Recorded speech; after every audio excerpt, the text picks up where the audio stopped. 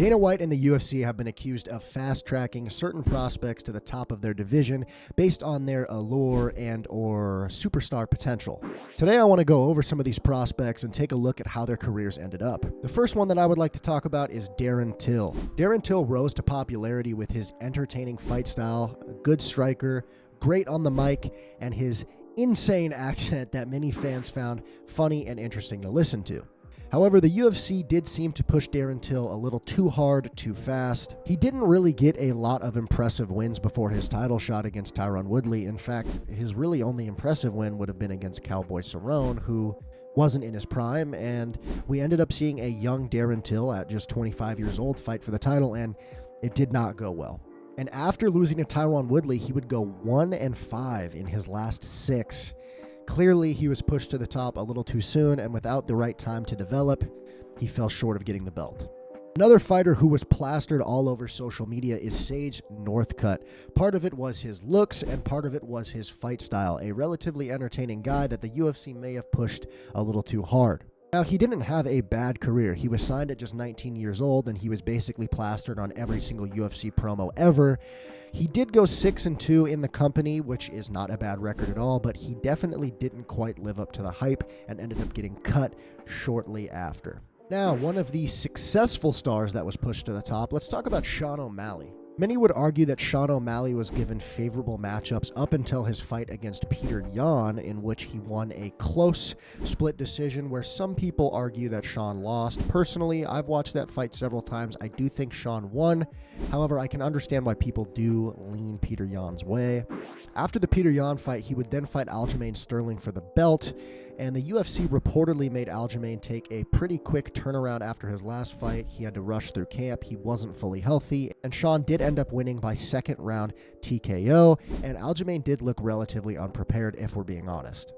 Now, he did take his time in terms of fighting guys that weren't ranked before he just kind of jumped into the rankings. It's not like he was thrown into the top 5, but when you take a look at who he fought before Peter Yan, it's a pretty big jump. He went from having a no contest against Pedro Munoz to fighting Peter Yan, a top 5 fighter and former champion.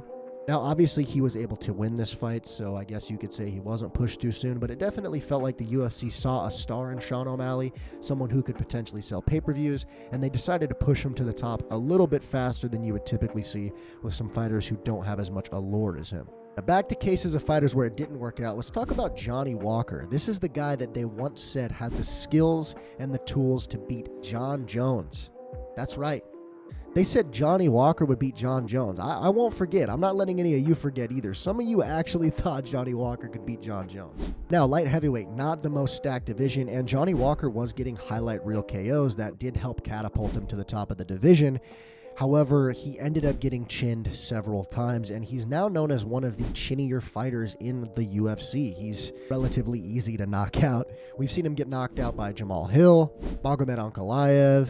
He's been knocked out by Corey Anderson, Volkan Ozdemir.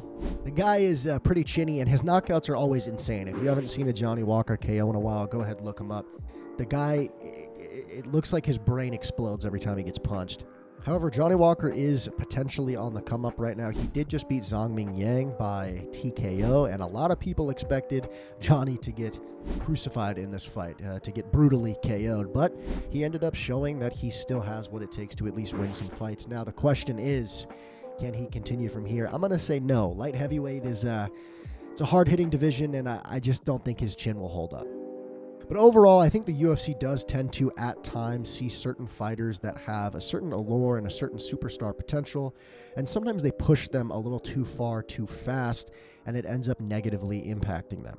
The best thing for most fighters is to take time fighting guys who aren't ranked, right? You want to slowly improve. You want to build the skills you need to be a well-rounded fighter. If you just throw a guy in there right away, he's probably going to lose when he meets top competition. But regardless, I don't think it's that big of an issue. Some fans, I think, blow it a little bit out of proportion. I don't particularly think that this is something that happens all that often. And sometimes prospects just aren't as good as we thought. For example, Malcolm Wellmaker just lost to Ethan Ewing. And now I'm not saying Malcolm Wellmaker isn't as good as we thought, but you would think that a hyped prospect with superstar potential would beat a guy on 48 hours notice, but he wasn't able to. So that's just another example of, well, maybe it's not the UFC's fault. Maybe it is the prospect themselves. That's all I have for you guys today. Go ahead and leave a like, comment. Let me know something you would like me to talk about and research next. I'm always open to new ideas. Talk to you guys later. Peace.